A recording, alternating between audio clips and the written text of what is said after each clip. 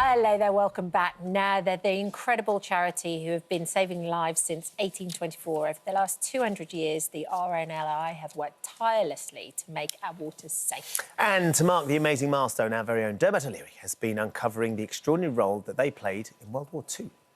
Ever since I was a young lad, I've been in awe of the brave volunteers of the RNLI, who risk it all, saving lives at sea. Where do you want me? In that seat there. Up there? So late. Lovely. This is the stuff, isn't it? I'm proud to be an ambassador for the institution. You all ready, yeah? Happy? Yep. Yeah. But I've come across a hidden history of our lifeboats that I knew precious little about.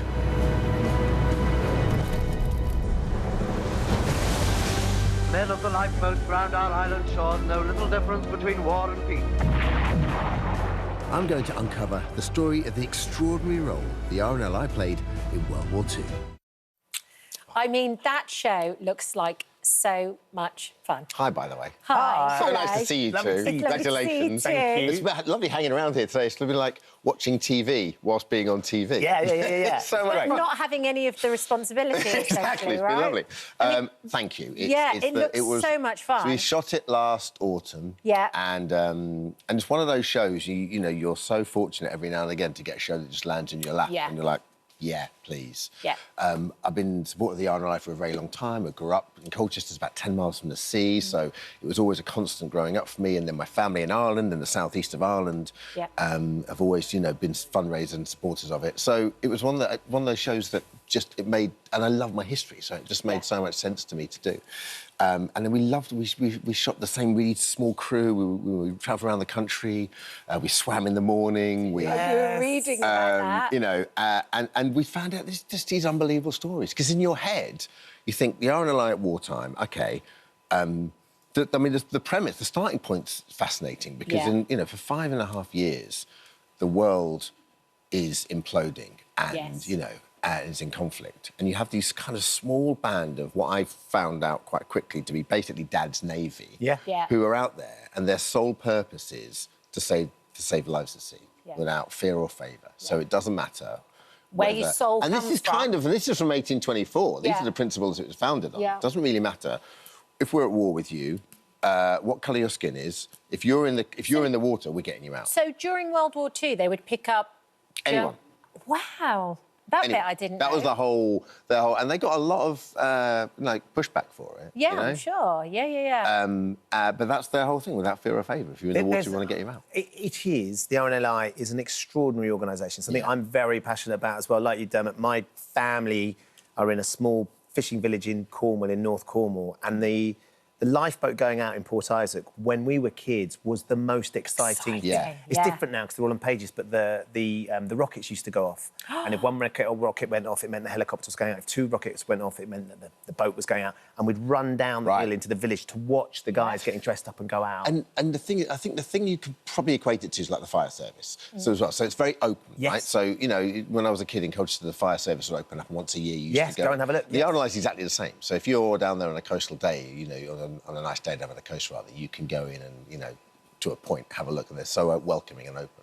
But I always thought it would be centred, this documentary would be pretty much centred around the southeast of England and confined to the early part of the war, which was, you know, the 1939, 1940s, so Dunkirk and Battle of Britain and so forth. And obviously, a big part of that was what the show's based on.